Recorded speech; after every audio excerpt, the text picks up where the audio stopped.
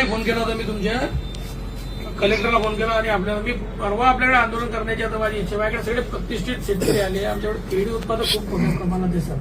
भुगो नदी असल्यामुळे काय झालंय, आपण एक्सपोर्ट क्वालिटीची केळी उत्पादित करतो. आणि काल परवा आपला एक निरोप आला की 6 तास आम्ही आपल्याला लाईन देऊ.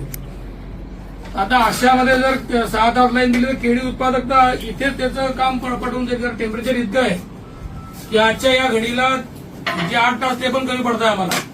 आणि एवढ्या टेम्परेचरवर रात्री बेरात्री तुम्ही जीवाही लाईन दिलं तेव्हा शेतकरी तिथे जात आहे, जीवाची पर्वा न करताय सगळं. शेवटी आता थोडं कलेक्टर महोदयांनी मधल्या काळात एक सहभाग नोंदवून तो भाव पण आता चांगला झालेला आहे. 2100 रुपयापर्यंत भाव आलेला आहे. आता 2 मिनिटं मी बोलू का सर? बोला ना.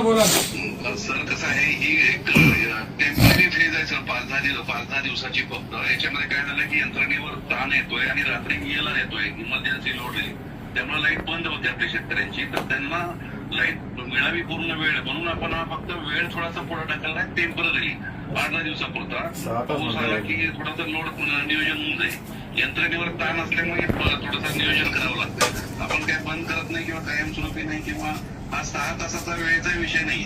फक्त चालू करायची वेळ बदललेली आहे. आपण 6च्या ऐवजी 8-7 तास करू शकतो, काही प्रॉब्लेम नाही. यंत्रणा आपल्याला जर डे टाइम मध्ये आपल्याला काही अडचण नाही आहे. सोलार आपले महाराष्ट्रभर आपला पॉवर परचेस आणि इतर सगळ्या गोष्टीमुळे आपल्याकडे विजेची कमतरता नाहीये कुठं.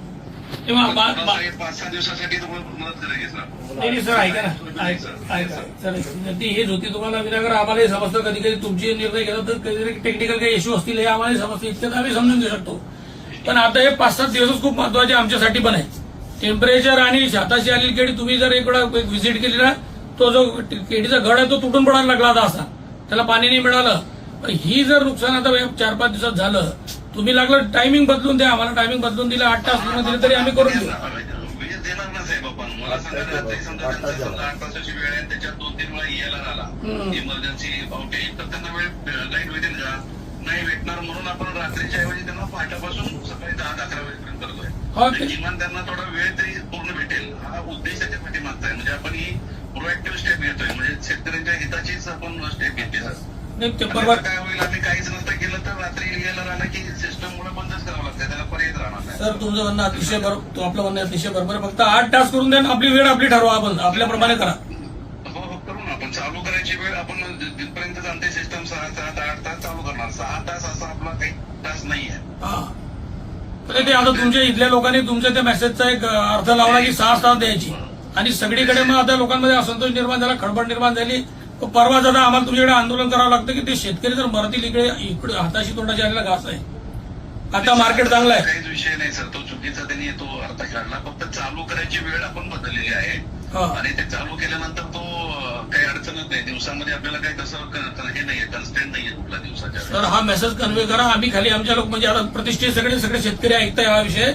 आम्ही हा विषय कन्फर्म आमच्या शेतकऱ्यांपर्यंत पोहोचू की आपल्या 8 तास मिळेल. फक्त वेळ बदले तर आपण वेळ 7-8 दिवस आपण तसं सहकार्य करू. 7-8 दिवसापुरताच विषय आहे. एकदा पाऊस झाला, 1-2 आपल्या पॉकेटमध्ये बरं, म्हणजे दुसऱ्या पॉकेटमध्ये पाऊस झाला समजा, तर आपलं ऑटोमॅटिक लोड उपलब्ध होईल संध्याकाळी. फक्त ताणली जाते सिस्टम, आणि मग रात्रीच्या ह्यांच्या स्लॉटमध्ये जे रात्रीचे फीडर आहेत त्यांना जर यायला राहिला तर पूर्ण वेळ भेटणार नाही. म्हणून आपण थोडासा टाइम एक्सटेंड केलेला आहे सर, नियोजन केलेलं आहे. फक्त टायमाचं मॅपिंग चालेल, त्याचा विषय नाही. टायमाचं चालेल आम्हाला. फक्त जी वेळ आहे ते 8 तासाची द्या सलग, म्हणजे बरं होईल. एवढंच विनंती होती आपल्याला. सलग करतील सर, त्याचं काही मोठा इश्यू नाही सर. तेवढा मेसेज कन्व्हे करून द्या सर प्लीज सर. थँक्यू.